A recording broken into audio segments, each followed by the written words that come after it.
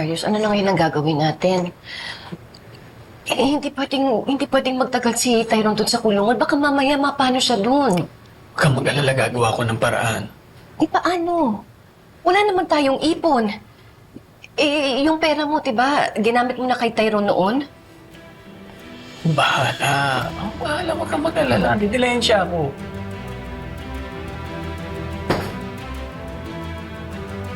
Dapat lang gawan mo ng paraan. Lali, Nay, may kailangan kang malaman.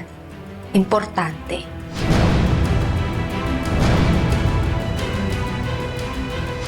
Nay, naririnig mo ba yung sinasabi ko, ha? Kailangan nating mag-usap. May kailangan kang malaman. anak, pwede ba saka na lang natin pag-usapan yan, ha? Kasi meron kaming kailangan gawan ng paraan ng Tito Darius mo, eh. Meron kaming iniisip na problema, eh. Ano na naman ba yung pinoproblema mo, ha? Dali, hindi yung ba alam? Si Tyrone na si Presinto nakakulong. Sinampahan siya ng kaso. Maari siyang magtagal doon. Baka sigurado kung masisira ang buhay niya, ang kinabukasan niya. Dali, ano ba talaga ang nangyari? Nadodoon ka sa insidente pinangyarihan. Meron ba talagang tumulak kay Belle? Imposible naman na si Tyrone na may gawa nun. O ba't ako yung tinatanong mo? Dali, kailangan natin tulungan ng kapatid mo. So ano yung gusto mong gawin ko, ha? Sabihin mo sa akin na totoo. Sino ang tumulak kay Belle?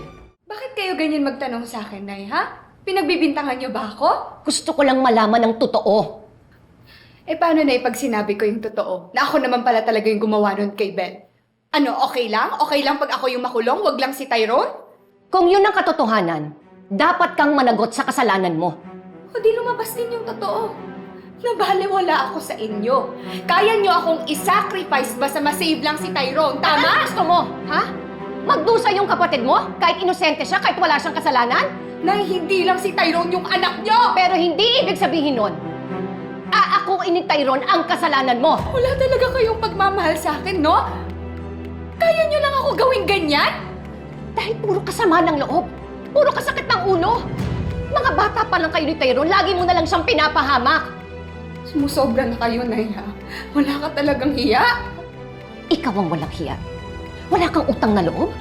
Pagkatapos ng lahat ng ginawa namin ni Tyrone para sa'yo, ikaw ang gaganti mo sa amin? Ang sabihin mo, wala kang kwentang ina! At wala ka rin kwentang anak. Wala ka talagang pagmamahal sa akin. Puro na lang iniisip mo, si Tyrone, Tyrone, Tyrone! Okay, sige. O di magsama kayo ng paborito mong anak. Bahala na kayo sa buhay nyo! O anong gagawin mo? Lalayas ka? Oo. O sige, lumayas ka! Hindi ko na kayo kailangan. Mas hindi ka namin kailangan. Wala kang utang na loob, lumayas ka! Layas!